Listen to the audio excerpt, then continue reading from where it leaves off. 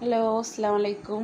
ഒരുപാട് 6 month gold പ്ലേറ്റഡിൽ വരുന്ന ornaments വളകളായിട്ടാണെങ്കിലും താലിച്ചെയിൻ അങ്ങനെയുള്ള എല്ലാ കളക്ഷൻസും അവൈലബിൾ ആണ്. ആൻറ്റി ടെർണിഷ്, സിൽവർ അങ്ങനെ എല്ലാ ഐറ്റംസും അവൈലബിൾ ആണ് കേട്ടോ.